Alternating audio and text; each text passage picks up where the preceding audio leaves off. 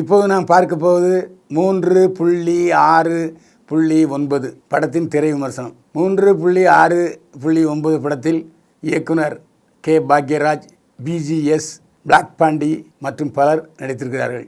மாரீஸ்வரன் மோகன்குமார் ஒளிப்பதிவு செய்திருக்கிறார். கார்த்திக் ஹர்ஷா இசையமைத்திருக்கிறார். சிவா மாதவ் ஒளிப்பதிவு செய்திருக்கிறார். 3.6.9 நிறைய பேருக்கு தெரிஞ்சுக்குமோ இல்லையோ, இது ஒரு தேவதையினுடைய கோடு அப்படின்னு தெரிவிக்கப்பட்டது. எனக்கு தெரியாது சாமி. 3.6.9 தேவதையின் கோடாம் அது. இந்த படத்தில் ஒரு அழகான பிரம்மாண்டமான கிறிஸ்தவ தேவாலயத்தின் பாதிரியாராக இருக்கிறார் கே. பாக்யராஜ். அவர் மீது சிலர் குற்றம் சுமத்துகிறார்கள். பலர் அவரை தெய்வமாக வழிபடுகிறார்கள். சர்ச்சுக்கு நிறைய பேர் பிரார்த்தனை செய்ய வருகிறார்கள். அதில் பாக்யராஜை விமர்சித்த ஒரு குடும்பம் தனியாக இருக்கிறது. அதுக்கப்புறம் பிரேயர் தொடங்க முன்னால் பாக்யராஜ் ஒரு அறிவிப்பு வெளியிடுகிறார். நம்ம சர்ச்சுக்கு நம்முடைய வழக்கமான பிரார்த்தனையில் கலந்து கொள்கிற இன்னார் 5 கோடி ரூபாய் நன்கொடை செய்கிறார் என்ற ஒரு நல்ல அறிவிப்பை வெளியிடுகிறார். அப்போ திடீர்னு காரில் பிஜிஎஸ் உள்பட மொட்டை, ஒரு குண்டன், ஒரு அழகான வெளிநாட்டு பொண்ணு எல்லாம் உள்ளே வர்றாங்க. எல்லாம் கடத்தல் கும்பல் மாதிரி இருக்காங்க. அப்போது உள்ளே பாக்யராஜை மிரட்டி, அதாவது அவர்கள் பிடிக்குள் கொண்டு வருகிறார்கள். அந்த கடத்தல் கும்பலின் தலைவன் பிஜிஎஸ், அவர் தான் கதாநாயகன். அவர் திருநெல்வேலி பாஷை பேசுகிறாரு. கொஞ்சம் ஓவர் ஆக்ட் பண்ணாலும் அவர் தான் நடிச்சிருக்காரு படத்தில். அவர் என்ன சொன்னார், நீ ஒரு இதை கண்டுபிடிச்சி வச்சுருக்க, அதனுடைய ப்ளூ பிரிண்ட்டை என்கிட்ட கொடுத்துரு அப்படின்னு சொல்கிறாரு. அதுக்கு மறுக்கிறாரு. ஒரு 3 பேரை போட்டு தள்ளிடுறாரு. அதுக்கப்புறம் இனிமேல் யாரையும் கொல்லாத, இனிமேல் யாரையும் சுட்டு தள்ளாத, நான் கொடுத்துட்றேன் அப்படின்னு சொல்கிறாரு. அந்த ப்ளூ பிரிண்ட்டோட விஷயம் மட்டும் நான் சொல்கிறேன், கிளைமேக்ஸ் நான் சொல்ல விரும்பலை. இப்போ நாம் வீடியோ காலில் பேசுகிறோம் இல்லையா, 500 மைல் 2000 மைல் அங்கேருந்துலாம் பேசுகிறவங்க நான் பார்க்குறோம். அதே மாதிரி நாம் கண்ணிமைக்கு முன்னால் அந்த இடத்துக்கு போயிடுவோம். அந்த மாதிரி ஒரு விஷயத்தை கண்டுபிடிக்கிறாரு. அது பல ஆயிரம் கோடி மதிப்புள்ளது. அந்த ப்ளூ பிரிண்ட்டை ஒரு சின்ன சிப்பில் வச்சுருக்காரு. அந்த சிப்பை தான் அவன் கொடுன்னு கேட்குறான். கிட்டத்தட்ட 2.25 மணி நேரம் அந்த கிறிஸ்தவ தேவாலயத்துக்குள்ளேயே படப்பிடிப்பு நடத்தியிருக்காங்க. இந்த படத்தில் ரொம்ப கண்ணியமாக நடிச்சிருக்காரு கிறிஸ்தவ பாதிரியாராக கே. பாக்யராஜ். அலட்டல் வில்லனாக பிஜிஎஸ் கொடிகட்டி பறக்கிறார் நடிப்பில். இதெல்லாம் ப்ளஸ் பாயிண்ட். மாரீஸ்வரன் மோகன்குமார் ஒளிப்பதிவு செய்திருக்கிறார். இதில் முக்கியமான விஷயம் என்னென்னா, 81 மணி நேரத்தில் இந்த படத்தை ஷூட் பண்ணியிருக்காங்க. இது ஒரு உலக சாதனை அப்படின்னு சொல்கிறாங்க.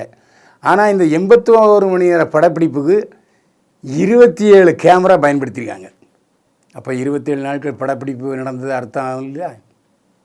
27 கேமரா வச்சு 81 நிமிடத்தில் இந்த படத்தை ஷூட் பண்ணியிருக்காங்க. ஆனால் என்ன வசதினா, ஒரே கிறிஸ்தவ தேவாலயத்துக்குள்ளே இந்த படப்பிடிப்பு நடந்ததுனால மோகன்குமார் திறமையாக ஒளிப்பதிவு செய்திருக்கிறார் என்று தான் சொல்ல வேண்டும். கார்த்திக் ஹர்ஷா இசையமைத்திருக்கிறார். வெளிநாட்டிலிருந்து மியூசிக்கை காப்பி அடித்தாரா என்னன்னு தெரியல. அந்த வெளிநாட்டு வாடை அடிக்கிற அளவுக்கு பின்னணி இசையை பிரமாதப்படுத்தியிருக்கிறார். கொஞ்சம் மெய்சிலிக்கிற வயத்தில், பயமுறுத்துகிற வயத்தில் இசையமைத்திருக்கிறார் இசையமைப்பாளர். அவரை பாராட்டலாம், ஒன்றும் தப்பு இல்லை. ஆனால் மைனஸ் பாயிண்ட் என்னென்னா, ஒரு கிறிஸ்தவ தேவாலயத்தில் ஒரு கிறிஸ்தவரே பூந்து இந்த மாதிரி மிரட்டி 3 பேரை சாகடிப்பாரா? இதில் வேறு பிஜிஎஸ் வில்லன் வந்த உடனே, பிதாவே நாங்கள் செய்கிற காரியத்துக்கு மன்னிக்கவும் சொல்லிட்டார்.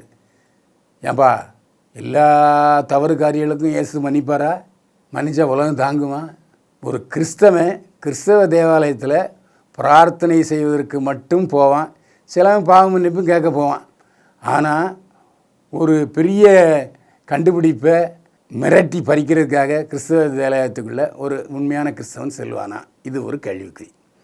இன்னொன்று, கிறிஸ்தவ தேவாலயத்தில் ஒரு கிறிஸ்தவ பாதிரியார் பிரார்த்தனை செய்வதை மட்டும்தான் அவர் கடமையாக இருக்கணும். அவர் ஏதோ கண்டுபிடிக்கிறாராம், பின்னால் சர்ச்சுக்கு பின்னால் இதையெல்லாம் கிறிஸ்தவ தேவாலயத்தில் அனுமதிப்பார்களா என்ற கேள்வியும் எழுகிறது. விஞ்ஞானத்தின் அடிப்படையில் இந்த கதை உருவாக்கப்பட்டது அப்படின்னு சொன்னார் டைரக்டர் சிவா மாதவ். இவர் என்ன சொன்னார்னா, விஞ்ஞானத்தின் கண்டுபிடிப்பை தான் நான் கதையாக்கியிருக்கேங்கிறாரு. உண்மையே சொல்லுங்கள், விஞ்ஞானத்தின் கண்டுபிடிப்பா இல்லை கற்பனையின் உச்சகட்டமாக?